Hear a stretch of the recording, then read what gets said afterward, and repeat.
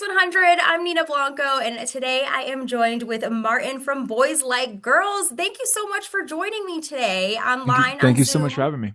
Thank you for having me, Nina. Martin, you got a lot coming up. You are going on this new venture. You're starting a tour, but this tour is not just any little tour. It's kind of a big deal because you are celebrating a couple of anniversaries. Why don't you tell Yes, me a little man. bit about the tour? Man, we've been cooking this for like 9 months. I'm tired. We're celebrating 20 years of recorded music, Boys Like Girls. So we're playing our first record, which is self-titled, and our Love Drunk record, which is came out in 2009, front to back, both in track list order, both in the same night. Not two different nights, two albums, one night, quite a long show, sorting the production for all of it, playing it exactly how you remember on the album. It's been an undertaking. I think it's going to be a really, really beautiful night. We're really excited to celebrate this music and the people that we were when we created these records. It's crazy how much time has passed that at this point I barely remember making this music or writing this music or recording this music. And it was really a different guy that laid it down. So it's in that capacity, it's really the fifth member of the band is going to be the crowd, and Yeah. because it's whoever illegally downloaded this stuff off of Pirate Bay or LimeWire or sent it over AIM transfer has just as much ownership as we do at this point. Like what do I even know, right? Like I don't it's as much theirs as it was ours if it played a tiny piece of importance into their lives, no matter what stage they were in, or high school or college, or they got it from their sister and they were 8, and now this is their first time seeing Boys Like Girls. We're delighted to be able to really engage in celebrating what these albums meant to not only us and changed our lives, but the people who listened to them and bought them or burnt them or downloaded them illegally or whatever it was, had them on their iPod. This is going to be for them, and we're really excited to do it. So many little tidbits that you had just said there. Like, I'm a little bit ashamed. I was a LimeWire kid.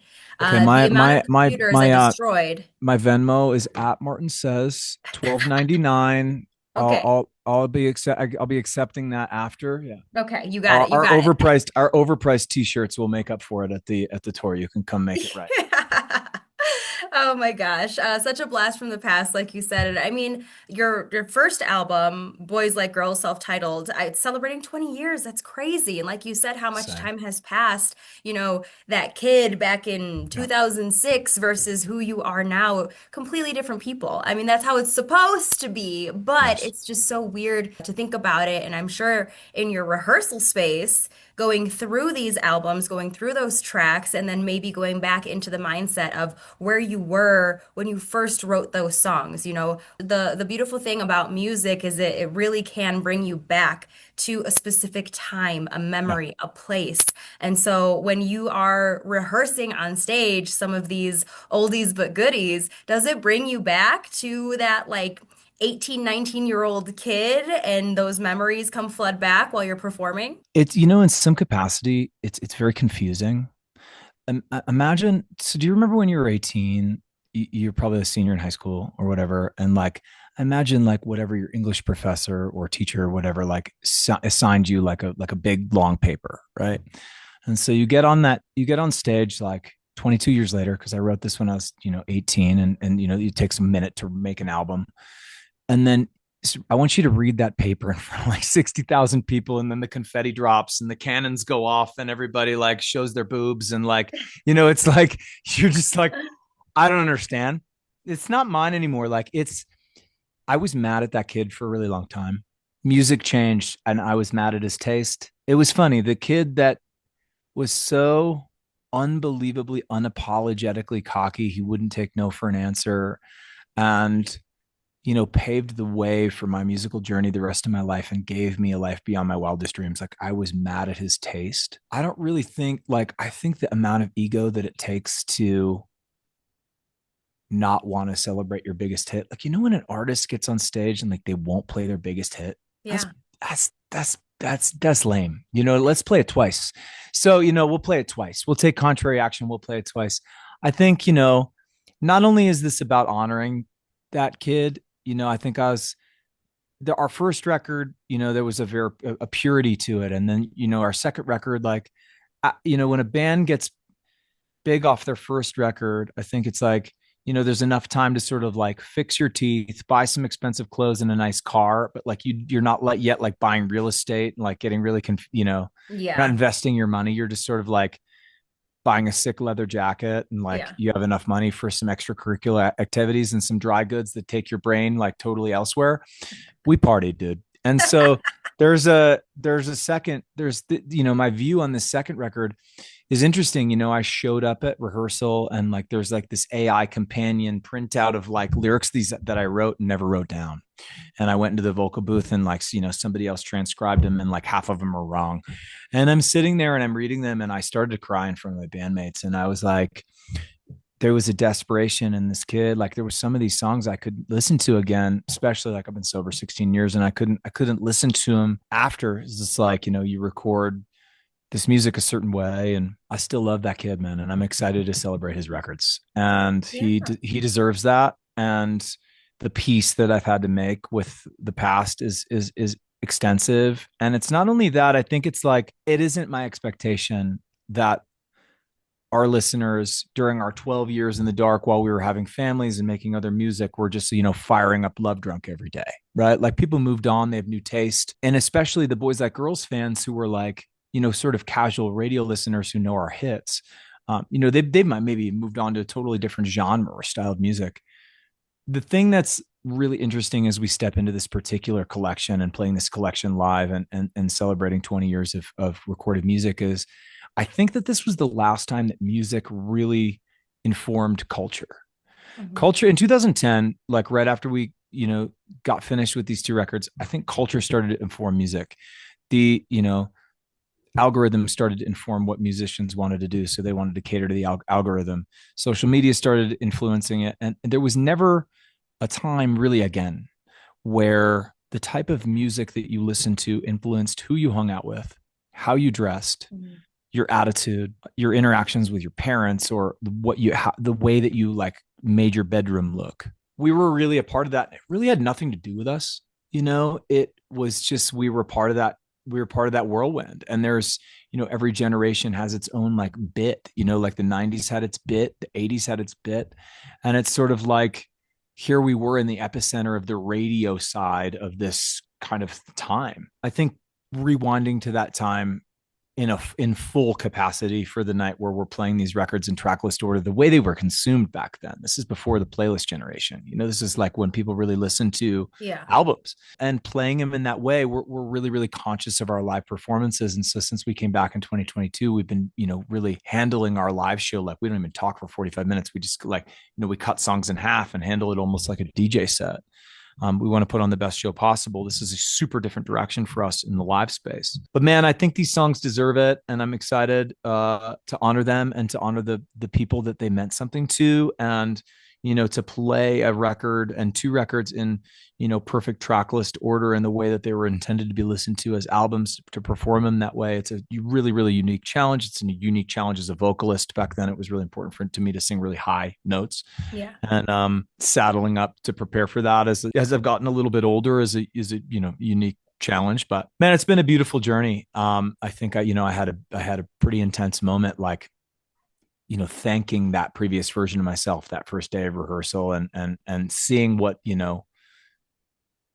some of the songs on Love Drunk were essentially prayers, and like they've been Yeah. answered. And so that's a beautiful piece too. I'm really, really, really excited for night one and playing this, and Denver's night two. So we're you'll get us hot and fresh. Yes, we're so excited about that. Yeah, Denver is your second stop on this tour.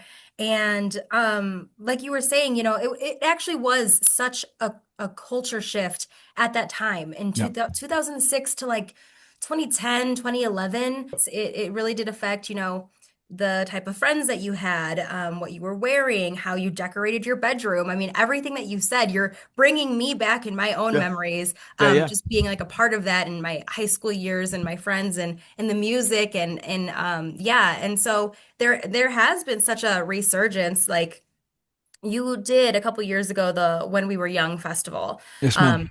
out in Vegas. Yeah. And I mean, there was such a need, such a want from those fans Yeah. back in the day that they were like, yeah, that is. a huge part of my teenage years, my formative Yeah. years. And to be able to bring that back in a way in that festival, and there's emo nights and stuff like that, Yeah. where music, all the music from that era is played over and over again. And it's a really Right. cool thing to have been a part of it. And the fact that, you know what, mom and dad, it was never a phase. Because here Right. we are, Right. here we are again in 2026, and it's still here, and Yeah. you're still selling out shows, and Yeah. people want to listen to those two albums front to back, and we get to hear it live Right. together with all of our other like weirdo friends, just dressed up the way that we used to dress, and Right. who cares? And then you get Yeah. to have the time of your life, and it's like the coolest thing. So, as a fan, being a part of that culture in Yeah. 2006 era, Sure. thank you. Like, Yeah, thank of you for course. doing it. Of course. We when we were in it, I didn't even know that it was such a moment in time. You spent back then the E word was kind of slander to a band. We was like, we're just a pop rock band. Like, just put us on the radio and we'll just, go on stage, just get us Yeah. out there. And now it's kind of retroactively changed its meaning into like music from a certain time.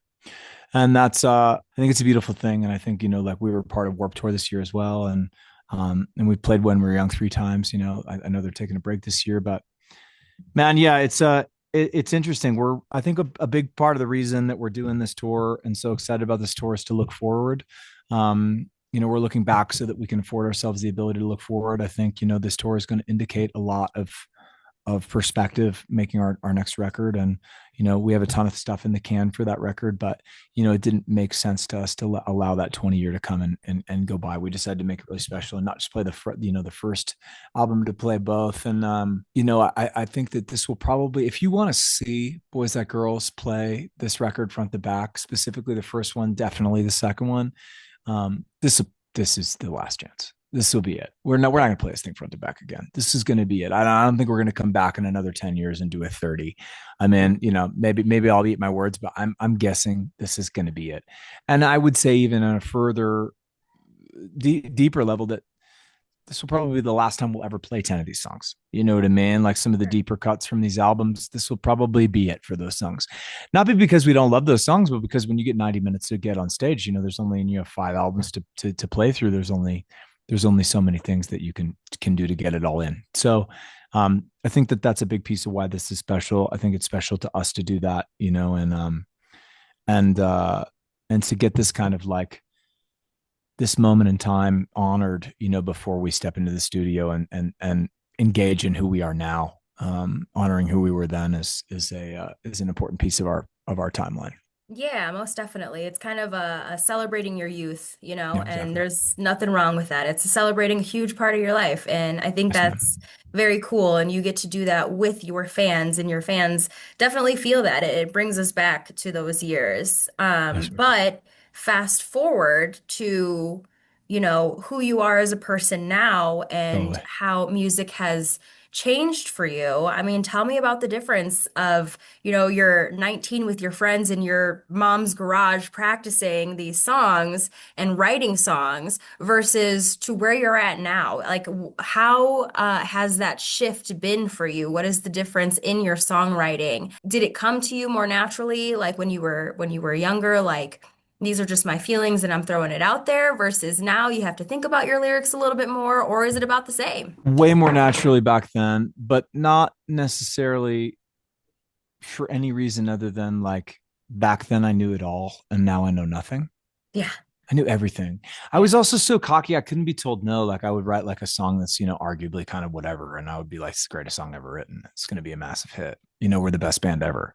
right. And I'm grateful to that kid. Like I wish I still had a little bit of that gusto because it's like I wouldn't take no for an answer. I just wouldn't. I wouldn't take no for an answer. It didn't work for me. I wish I could just have a little bit of whatever that was, like because it's like you go through sort of like the surrendering of your ego in some capacity, and you have some kids, and you look at life from a different perspective, and you're like, no, I don't know if I just want to be great. I also kind of want to be happy. I want to experience joy, and it's like I don't know if tenacity equals joy.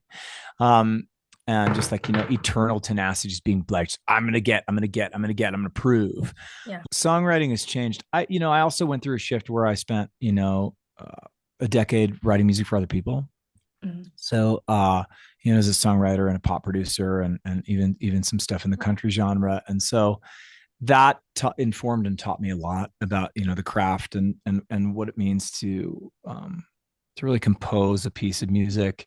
I think I was just going on like sheer will when I was a kid. It was like, my parents' third story Boston like condo, like those, like, triple deckers you see in movies about Boston. And I had a little perch in the third story, and I would just like, write all night. And it's not like that anymore. Like, you kind of set it up, and it's a little more of a day job. You're like, okay, I'm going to go into 11, and like, I'm going to like poke at the keyboard and see if I can come up with something. And if I don't, it's okay. But that's like, it's like 4 a.m. I'm not like sitting in my bedroom with my acoustic guitar out. Like, I think those years are probably over. Maybe sometime, but Yeah. they're probably over. And those are special. So like harnessing that raw emotion of just like, I used to sort of like have a desktop computer, like one of those, like, it wasn't an iMac, it was a PC, it was like a Compaq, and it would sit on this sort of like desk where I did my like school homework. And I also like had like a writing pad, and like, I would like, be signed into AOL Instant Messenger, but I would also have like rhymezone.com up, and I'd be like writing at the same time as I'd be doing my homework. At the same time, I'd be like flirting with some chick on AIM. Right. Um, at the same time as I'd be like fussing with my HTML on my MySpace page. We were all there. Some weren't, but we were. It's just different. Like, now it's like, there's a big studio, and there's a lot of toys, and there's 16 keyboards and a drum set, everything's set up, and you kind of go in, you're like, whoa. So in some capacity, I have to almost like invite that kid in to the studio, like, hey dude, come play with the toys, because I can get really jaded about it. I can look around, I'm like, I don't want to do this. Yeah. I forget the joy. I forget the purpose of what I'm doing. It feels like, like, they say like, do, what is the quote? It's like, find something that you love and do it for a career, and never work a day in your life. Like, that's not true. It's like, find, like, work like, it's more like, find some, it's like, destroy the thing you love, you know what I mean? Like, and then you learn to hate it. Yeah. Listen, I love my life. I feel so I'm grateful for what I do. And I feel so grateful that music is my career, but it's art, and and realizing that a song that you wrote when you were 18 represents a scene and not your true artistic extension. Like, Right. and the scene is like, some beat down Honda, and it's like, or Mazda, and like the windows are down because AC's broken and the tape adapter's in, you know what Right. I mean? And the Yep. cable's frayed, and it's like crackling, and you're playing some like iPod Nano through it. And it's like, the quality of the music sucks because it's like, ripped off of Kazaa or whatever. And you're sitting there, and you're like, this is it. Life is infinite. I'm okay. I'm Yeah. okay. And I'm free. And, now it's a different time. And so like, the music that I wrote back there is maybe not about who I am as an artist. Maybe it's just about that Mazda, and allowing that moment to be the moment. The records that I consumed from like age 12 to age 18, like, you never get, like, I don't think you pick them. I think they pick you. Yeah. And if our record picked you, you know, then it's my opportunity to be that vehicle to celebrate that with you. Um, it doesn't even feel like I'm really performing songs I wrote. And I don't even know that, like, I don't know if that sounds narcissistic, like I'm better than my past or anything. Like, it's not really like that at all. It's more like, no, it's about the Mazda. It's not about me, Right. because what I would write now, 22 years later, is a pretty different thing. I have a pretty different perspective. Like, I've played a bunch of characters, writing for other artists, and now stepping into making new music for Boys Like Girls with my best friends, which is like, the my truest form of artistry is like being with these boys that I've grown up with, and yeah, there's a different there's a different set of glasses on. We have a different set of glasses. There's the overwhelm of, is this a Boys Like Girls song? And it's like, what does that mean? You know what I Yeah. mean? Like, what does that Yeah. mean? Well, that really means the box that people put you in. And that means the way that they perceived your music back then. It was like, okay, let's get this out of our systems. Let's play both records front to back so that we can be whoever we want to be. There you go. Yeah. It gives you an opportunity to continue to evolve, you Yeah, know? totally. Honor it, give it the grace that it definitely deserves because it, brought you 100. guys up. But at the same time, it gives you the space to be able to evolve and move on to the next thing, which is great. So after this tour, what do you think is next? Man, we're going to be stepping back into the recording studio, and we're going to work on new material with a fresh set of eyes and a fresh set of glasses, and the experiences that we've had on this tour and as best friends, and being able to be this close to our past, I think is the perfect way to dictate our future. We have a bunch of stuff in the can, but we're excited to make new music, and felt right to honor the old stuff first. And so yeah, we're gonna step back into it. We're gonna see what's next. I know we're taking these particular two records overseas to the UK, looking at some other territories now. A couple things in the can, cooking for that for summer and fall. But for the rest of the year, we'll probably focus on this and getting some new music in the can and step into that in 2027. That's awesome. Well, we're looking forward to it, and we're looking forward to this tour. It's the soundtrack of your life tour, and I think that's such a great title for the tour because so many kids grew up with it and can relate to that, like you said. So I am so excited for you guys. We cannot wait to see you. You're going to be performing at the Fillmore. It's going to be your second performance of this tour. It kicks off next week. But yeah, you're going to be at the Fillmore Saturday, March 21st, What's and we crazy can't about the wait to Fillmore see you. show? I'm thinking about it right now. The Fillmore show was the exact same. So we're naming the tour after our 2008 tour, which is the soundtrack of your summer tour. Okay. And opening for that tour was like the main metro station in Good Charlotte. Yeah. And I remember it came to the Fillmore, and it's cool that we're coming back to the Fillmore for the soundtrack of your life tour because a spin on that tour.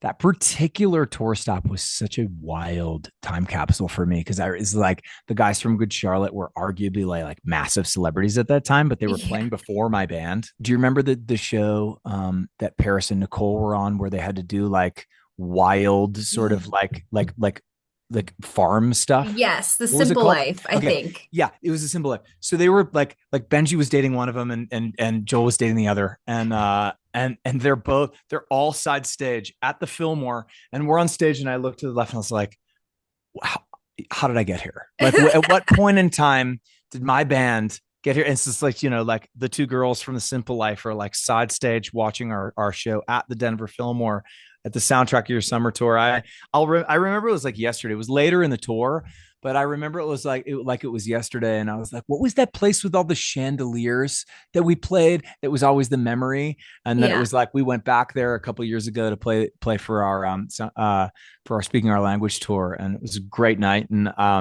was like, this was it. Yep. This was it. This was it.